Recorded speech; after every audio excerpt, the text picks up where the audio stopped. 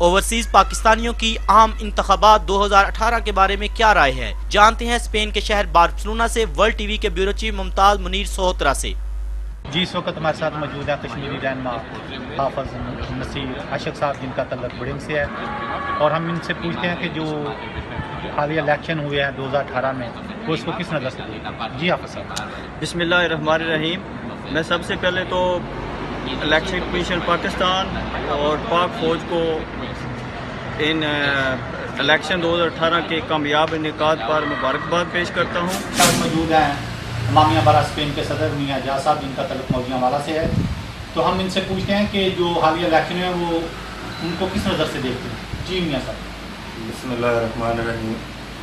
میں افواج Pakistan, election commission of Pakistan اور چیف جسٹس ثاقب نثار صاحب کو پاکستان میں فیئر الیکشن کرانے پر مبارکباد پیش کرتا ہوں، اور چیف جسٹس صاحب کی ریکویسٹ پر جو انہوں نے پاکستان میں ڈیم بنانے کے لیے کی تھی اس کے ساتھ اپنی ایک دن کی کمائی دینے کا اعلان کرتا ہوں، اور تمام اوورسیز پاکستانیوں سے گزارش کرتا ہوں کہ وہ اس کار خیر میں ضرور حصہ لیں۔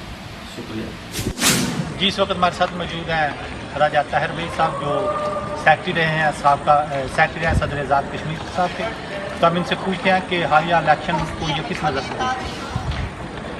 حالیہ الیکشن جو ہے وہ میں تو سب سے پہلے تو میں مبارک دیتا ہوں کہ اس میں سب سے اچھا جو رول پلے کیا ہے وہ پاک آرمی کا رول ہے، جس نے بہت ہی انتھک محنت کی وجہ سے اس الیکشن کو شفاف بنایا، اور عمران خان کا جو بھاری اکثریت سے جیتنا یہ نوجوان ریاست میں پاکستان کے نوجوانوں کی کامیابی ہے کہ عمران خان نے اپنی 22 سال کی جدوجہد میں پاکستانی نوجوانوں میں یہ شعور پیدا کیا کہ انہوں نے مورسی سے